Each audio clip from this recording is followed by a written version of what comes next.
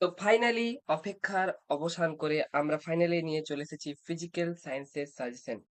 আজকের এই ভিডিওটা সম্পূর্ণ দেখলে এবং যে কোয়েশ্চেন গুলো এখানে আমি দাগ দিয়ে রেখেছি সেই কোয়েশ্চেন গুলো তোমরা যদি সম্পূর্ণ কমপ্লিট করো তাহলে কিন্তু তোমরা ফার্স্ট সামেটিভে ফিজিক্যাল সায়েন্সে একটা ভালো নাম্বার ক্যারি করতে পারবে।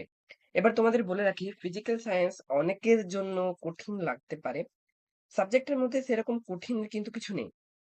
তাই তোমরা যদি সাবজেক্টটা ভালোভাবে পড়ো, কনসেপ্ট গুলো ক্লিয়ার করো, ফর্মুলা গুলো মুখস্থ করে যদি তোমরা নিউমেরিক্যাল গুলো করো, তাহলে কিন্তু তোমাদের জন্য ফিজিক্যাল সায়েন্স কিন্তু একটা খুবই ইজি সাবজেক্ট হয়ে দাঁড়াবে। কিন্তু অনেকের ক্ষেত্রে সেটা করা হয় না। কারণ কি এক্ষেত্রে আ আ পিওর যে কনসেপ্ট গুলো ক্লিয়ার করার অভাব থেকে যায় অথবা ভালো ভিডিও বা টিচারের অভাব থেকে যায়। তাই এর ফার্স্ট সামেটিভ এ যা হয়ে গেছে। সেকেন্ড সামেটিভ এর থেকে কিন্তু আমাদের এই চ্যানেলে কিন্তু ডিটেইলড লেকচার আসবে, ডিটেইল ওয়ান শট ক্লাসও আসবে। তাই তোমরা কিন্তু সেকেন্ড সামেটিভ থেকে এই চ্যানেলটা অবশ্যই ফলো করবে। তোমাদের সম্পূর্ণ physical science, life science, math, geography সমস্ত সাবজেক্টের ক্লাস কিন্তু এখানে দেওয়া হবে। তো এবার শুরু করা যাক আমাদের আজকের ভিডিও। ফ্যা মাধ্যমিক ২০২৭ এর ১ম শ্রেণীর ছাত্রছাত্রীদের জন্য ফিজিক্যাল সায়েন্সের সাজেশন। তোমাদের ফিজিক্যাল সায়েন্সে মোটামুটি ৫ টা চ্যাপ্টার আছে। পরিবেশের জন্য ভাবনা, গ্যাসের আচরণ, আ লাইট দুটো ইনঅর্গানিক এর চ্যাপ্টার। সবথেকে ১ম আমাদের কাছে যে চ্যাপ্টারটা আছে পরিবেশের জন্য ভাবনা। এই কিছু কোয়েশ্চেন আমি দিয়েছি। এই কোয়েশ্চেন গুলো কিন্তু তোমরা অবশ্যই দেখবে এবং স্ক্রিনশট করে রেখে দেবে বা অথবা খাতায় লিখে দেবে এবং এই কোয়েশ্চেন গুলো অবশ্যই পরীক্ষার আগে কিন্তু প্র্যাকটিস করে যাবে। ১ম কোয়েশ্চেন চাপ ও উষ্ণতা প্রভৃতির তারতম্যের ভিত্তিতে রেখাচিত্রের সাহায্যে বায়ুমণ্ডলের স্তরবিন্যাস দেখাও। তোমাদের জন্য পরবর্তী কোয়েশ্চেন হচ্ছে বায়ুমণ্ডলের স্ট্র্যাটোস্ফিয়ার স্তরের অবস্থান এবং এর গুরুত্ব। এই কোয়েশ্চেনটা কিন্তু তোমাদের 2 মার্কস এর ক্ষেত্রে কিন্তু খুবই গুরুত্বপূর্ণ। তোমরা কিন্তু এই কোয়েশ্চেনটা ছেড়ে একদমই যাবে না। মেরুজ্জাতি কিভাবে সৃষ্টি হয়? উচ্চতা বৃদ্ধির সঙ্গে বায়ুমণ্ডলের উষ্ণতার কিরূপ পরিবর্তন ঘটে?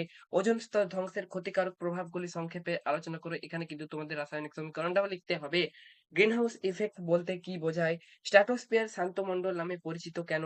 স্প্রে বোতল থেকে যে সুগন্ধি স্প্রে করা হয় সেটি ক্ষতিকারক কেন? জ্বালানির তাপন মূল্য বা ক্যালোরি মূল্য বলতে কি বোঝায়? তাপন মূল্যের একক কি? প্রচলিত চিরাচরিত শক্তির উৎস কি? অপ্রচলিত বা অচিরাচরিত শক্তির উৎস বলতে কি বোঝায়? এখানে উৎসগুলো কিন্তু 1+1 বা ধরো বড় কোয়েশ্চেন এর ক্ষেত্রে 1+2 এর ক্ষেত্রে কিন্তু দেবে। এর সাথে দৈনন্দিন জীবনে সৌরক ও সৌর প্যানেলের ব্যবহারগুলি লেখো। জোয়ার ভাটার শক্তি বলতে কি বোঝায়? জোয়ার ভাটার শক্তি ব্যবহারিক প্রয়োগ ঘটিয়ে বিদ্যুৎ উৎপাদন পদ্ধতির নীতিটি সংক্ষেপে ব্যাখ্যা করো। এই শক্তির সুবিধা অসুবিধা লেখো। এটা এই একটা কোয়েশ্চেনের মধ্যে অনেকগুলো কোয়েশ্চেন আছে। তাই এই কারণে 2 মার্কস এর কোয়েশ্চেন বা 3 মার্কস এর কোয়েশ্চেন কিন্তু হতে পারে। একেকটা যে কোয়েশ্চেন থেকেও একেকটা কোয়েশ্চেন হতে পারে। বায়ুশক্তি অপেক্ষা জোয়ার ভাটা শক্তি বেশি কার্যকর কেন? প্রচলিত অপ্রচলিত শক্তির উৎসগুলির মধ্যে পার্থক্য লেখো। নেক্সট তোমাদের চ্যাপ্টার গ্যাসের আচরণ। তোমাদের পরিবেশের জন্য ভাবনা চ্যাপ্টারটা থেকে কিন্তু নিউমেরিক্যাল টাইপ কোয়েশ্চেন আসবে না। গ্যাসের আচরণ থেকে কিন্তু তোমাদের নিউমেরিক্যাল টাইপ কোয়েশ্চেন আসবে। এবং গ্যাসের আচরণ চ্যাপ্টারটার মধ্যে দুটো সূত্র কিন্তু খুবই ইম্পোর্টেন্ট। এই সূত্রের গাণিতিক রূপ। যেমন গ্যাসের সম্পর্কিত বয়েলের সূত্রটি ব্যাখ্যা করো। সূত্রটিকে গাণিতিক রূপে প্রকাশ করো। বয়েলের সূত্র অনুসারে পিভি বনাম পি যে লেখচিত্রটা পি বনাম ভি সেই লেখচিত্রটা অঙ্কন করো। গ্যাস সম্পর্কিত চার্লসের সূত্রটি বিবৃত করো, ব্যাখ্যা করো এই সূত্রটি গাণিতিক রূপে প্রকাশ করো। চার্লসের সূত্র থেকে পরম শূন্য উষ্ণতায় ধারণা প্রতিষ্ঠা করো। গেল-উসাকের চাপের সূত্রটি বিবৃতি করো। পি বনাম টি লেখচিত্রটি অঙ্কন করো, ব্যাখ্যা করো। বয়েল ও চার্লসের সূত্রের সমন্বয় সূত্রটি লেখো। বয়েল ও চার্লসের সূত্রের সমন্বয়ে গঠিত সমীকরণটি প্রতিষ্ঠা করো। সমীকরণে ব্যবহৃত চিহ্নগুলি কি নির্দেশ করো সেগুলি লেখো। এটা তো অলরেডি গেল-উসাকের গ্যাস আয়তনের সূত্রটি গেল-উসাকের ২ টি সূত্র আছে, চাপের সূত্র এবং গ্যাস আয়তনের সূত্র। অ্যাভোগাড্রো সূত্রটি বিবৃতি করো। পিভি nRT থেকে গ্যাসের আণবিক ওজন ও ঘনত্ব কিভাবে নির্ণয় করব? এই কোয়েশ্চেনটা কিন্তু খুবই ইম্পোর্টেন্ট। বেশিরভাগ স্কুল কিন্তু এই কোয়েশ্চেনটা দিয়ে থাকে। আদর্শ গ্যাস ও বাস্তব গ্যাসের মধ্যে পার্থক্য লেখো।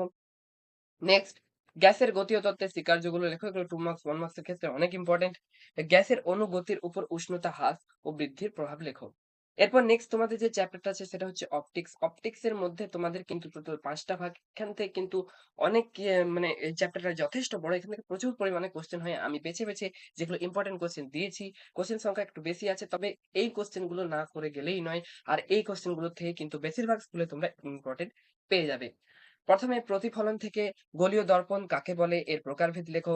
উত্তল দর্পণ ও অবতল দর্পণ বলতে কি বোঝায় চিত্র সহ লেখো। এটা কিন্তু খুবই ইম্পর্টেন্ট। উপাক্ষীয় রশ্মির ক্ষেত্রে কোনো গোলীয় দর্পণের জন্য প্রমাণ করো r is equal to 2f। এই r is equal to 2f এর প্রমাণটা কিন্তু প্রচুর পরিমাণে স্কুলে দেয়, হয়তো তো 90% স্কুলেই কিন্তু এটা দেয়। রৈখিক বিবর্ধন কাকে বলে এর একক লেখো। গোলীয় দর্পণ দ্বারা গঠিত সদ্বিম্বের বৈশিষ্ট্য লেখো, অসৎ বিম্বের বৈশিষ্ট্য লেখো। এটা 2 মার্কস এর ক্ষেত্রে দিয়ে থাকে। অবতল ও উত্তল দর্পণের ব্যবহার লেখো। এটা কিন্তু 1 মার্কস এর ক্ষেত্রেও দিয়ে থাকে, 2 মার্কস এর ক্ষেত্রেও কিন্তু দিয়ে থাকে। তাই এটা কিন্তু খুবই ইম্পর্টেন্ট।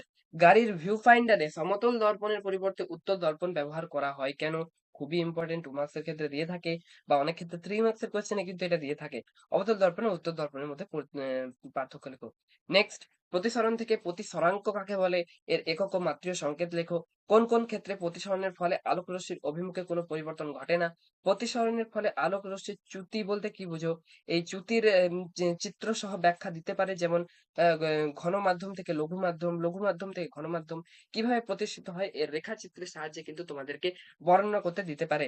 প্রিজম কাকে বলে? একটি প্রিজমের লেখচিত্র অঙ্কন করে এর থেকে কিভাবে ন্যূনতম চ্যুতির ধারণা পাওয়া যায় তার বৈশিষ্ট্য লেখো। প্রতিফলন ও প্রতিসরণের মধ্যে পার্থক্য, এটা কিন্তু অনেক স্কুলে দিয়ে থাকতে পারে। স্নেলের যে সূত্রটি সেটা সাধারণ সূত্রটি ব্যাখ্যা করো। নেক্সট, লেন্স কাকে বলে? লেন্সের উপাদান কি? গঠনগত বিচারে লেন্সের বিভিন্ন যেগুলো সেগুলো আলোচনা করো। লেন্স গঠিত প্রতিবিম্ব রৈখিক বিবর্ধন কাকে বলে? উত্তল লেন্স ও অবতল লেন্সের মধ্যে পার্থক্য, অথবা এমন ভাবেও দেয়া থাকতে পারে অভিসারী লেন্স বা অপসারী লেন্সের মধ্যে পার্থক্য। আলোক বিচ্ছুরণ বলতে কি বোঝায়? এক বর্ণীয় বহুবর্ণী আলো বলতে কি বোঝো? শুদ্ধ অশুদ্ধ বর্ণালী কাকে বলে? এক্স রশ্মি কি? এক্স রশ্মির দুটি ধর্মের উল্লেখ করো। এক্স রশ্মি উপাদানের নীতিটি উল্লেখ করো। রেলে বিক্ষেপণ থেকে এই যে ব্যাখ্যাগুলো, এগুলো 3 মার্কসের ক্ষেত্রে কিন্তু দিতে পারে। আকাশের নীলিমা, সূর্যাস্তের সময় সূর্যের রং লাল হয় কেন? আবার এটাও দিতে পারে যে রাত্রের বেলায় আকাশ কালো দেখায় কেন?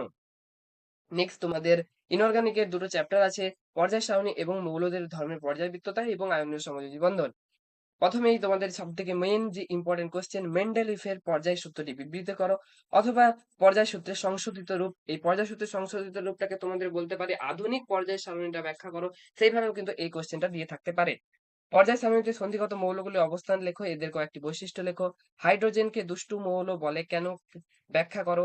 এরপরে তোমাদের কিন্তু বিভিন্ন মৌল দিয়ে বলতে পারে যে পর্যায় সারণীতে এর অবস্থান লেখো, যেমন ধরো oxygen, chlorine, carbon, helium, iodine, hydrogen. Next, পারমাণবিক ব্যাসার্ধ কয় প্রকার, কি কি প্রত্যেকটির সংজ্ঞা দাও। পর্যায় ও শ্রেণী বরাবর পারমাণবিক ব্যাসার্ধ কিভাবে পরিবর্তিত হয়? পর্যায়গত ধর্ম নয় এরূপ কয়েকটি ধর্মের উদাহরণ দাও। আয়নাইজেশন শক্তি বলতে কি বোঝায়? নেক্সট, পর্যায় সারণীতে সাধারণভাবে কিভাবে পর্যায় ও শ্রেণী বরাবর আয়নাইজেশন শক্তির মান পরিবর্তিত হয়?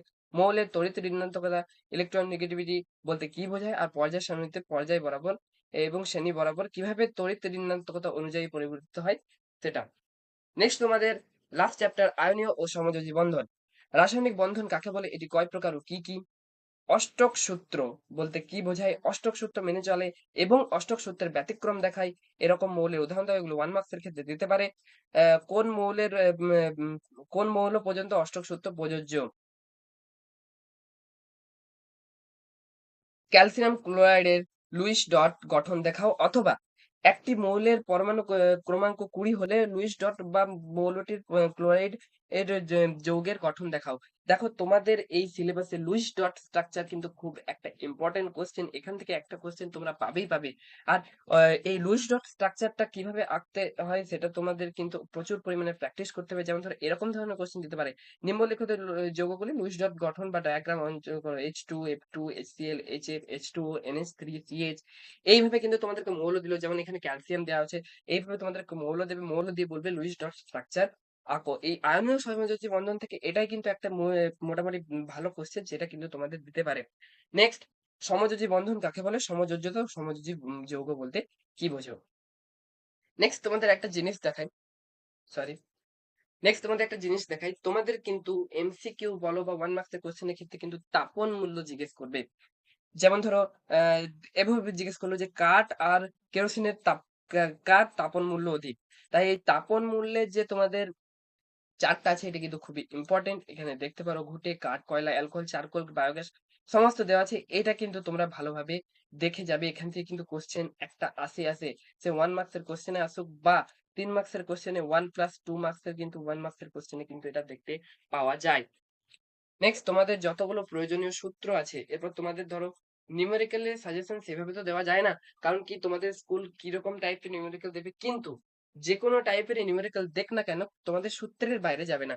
যেমন ধরো এই যে গ্যাসের আচরণ থেকে যে সমস্ত ইম্পর্টেন্ট সূত্রগুলো আছে, বয়েলসের সূত্র, চার্লসের সূত্র, চার্লসের বিকল্প সূত্র, চার্লস ও বয়েলের সমন্বয় সূত্র, আদর্শ গ্যাসের সমীকরণ, পিভি ইকুয়াল টু এনআরটি, এখান থেকে এই সূত্রগুলো ব্যবহার করেই কিন্তু তোমাদের সমস্ত অঙ্ক করতে হবে।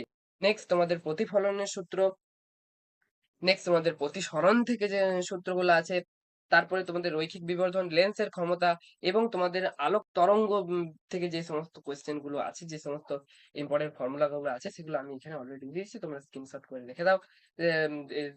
স্ক্রিনশট করে নাও, তারপর তোমরা কিন্তু এখান থেকে তোমরা কিছু নিউমেরিক্যাল প্র্যাকটিস করবে। নিউমেরিক্যাল কিন্তু প্র্যাকটিস করতে হবে, লুইস ডট সাবস্ট্যাট প্র্যাকটিস করতে হবে। বাকি থিওরি বেসড কোয়েশ্চেন যেগুলো আমি দিয়েছি, এর বাইরে কোয়েশ্চেন আসার একদমই চান্স নেই। এইটার মধ্যেই তোমরা আসবে আর তোমাদের ফার্স্ট সামেটিভ পরীক্ষা খুব ভালো হবে। সেকেন্ড সামেটিভ পরীক্ষা থেকে আমি তোমাদের কিভাবে নিউমেরিক্যাল করবে, কি করে থিওরি গুলো, কনসেপ্ট সহ সমস্ত কিছু তোমাদের ক্লিয়ার করে দেবো। তো চিন্তার কিছু নেই, শুধুমাত্র আমাদের চ্যানেলটাকে সাবস্ক্রাইব করে রাখবে। আজকের ভিডিওটা ভালো লাগলে লাইক করে দেবে। থ্যাংক ইউ, দেখা হচ্ছে পরবর্তী ভিডিওয়।